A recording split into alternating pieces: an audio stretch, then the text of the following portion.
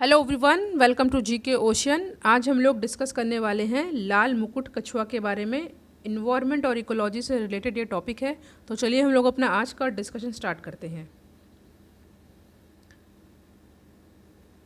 देखिए, इम्पॉर्टेंट ये इसलिए हो जाता है क्योंकि ये 3 दशकों की अनुपस्थिति के बाद गंगा नदी में विजयी वापसी कर चुका है। साथ ही साथ हम ये भी देखेंगे कि IUCN में इसकी जो रेड लिस्ट निकलती है उसमें इसकी क्या कैटेगरी है।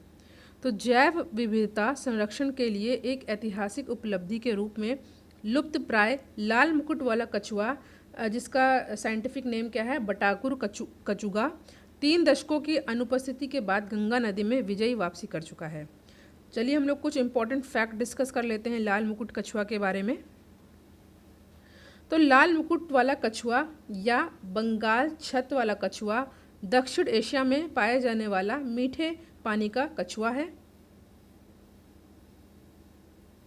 और इसका वैज्ञानिक नाम बटागुर कचुगा है। सभी फैक्ट आपको याद कर लेने इम्पॉर्टेंट है। कहाँ कहाँ ये होते हैं, तो ये भारत में, बांग्लादेश में, नेपाल के मूल निवासी हैं। ऐतिहासिक रूप से यह प्रजाति भारत और बांग्लादेश दोनों में गंगा नदी में व्यापक रूप से पाई जाती है। ठीक है, और यह ब्रह्मपुत्र बेसिन में भी पाया जाता है। वर्तमान समय में राष्ट्रीय चंबल नदी घड़ियाल अभ्यारण्य एकमात्र ऐसा क्षेत्र है जहां इस प्रजाति की पर्याप्त आबादी है।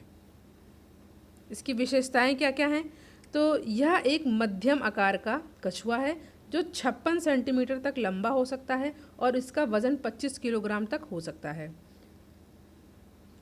अपनी मादा समकक्षों की तुलना में नर छोटे होते हैं और इनकी लंबाई आधी ही होती है। देखिए, इससे पहले इन्वायरमेंट और इकोलॉजी के जो ये सभी जो जानवर हैं, जो स्पीसीज़ हैं, जो न्यूज़ में हैं, उसकी वीडियो बन रहे हैं। इसकी प्लेलिस्ट बन चुकी है, आप उसको ज़रूर देखिएगा। इंडियन फ्लाइंग फॉक्स के वीडियो बन चुका है, महुआदार भेड़िया का वीडियो भी बना हुआ, आप ज़रूर देखिएगा। उनके सिर पर लाल नारंगी रंग का मुकुट और हरे भूरे रंग का खोल होता है जिस पर पीले रंग के पैटर्न होते हैं। ठीक है, इनका पेलेस्ट्रॉन यानी कि निचला खोल काले निशानों के साथ पीला होता है। याद रखिएगा, पेलेस्ट्रॉन क्या होता है, निचला खोल होता है कछुआ का जो होता है। इनके सिर चौड़े, जबड़े मजबूत और पैर जालीदार होते हैं। ये सर्वाहारी होते हैं। ठीक है, और विभिन्न प्रकार के पौधों और जानवरों को खाता है। ठीक है,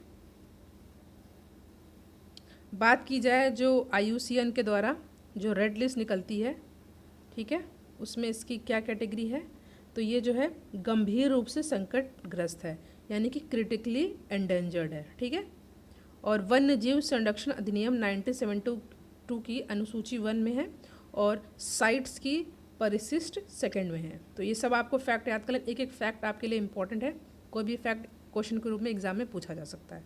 ठीक है, तो न्यूज़ में था ये, red crown roof turtle returns to Ganga after 30 years. ठीक है, आई होप ये वीडियो आपके लिए हेल्पफुल हो। Thank you.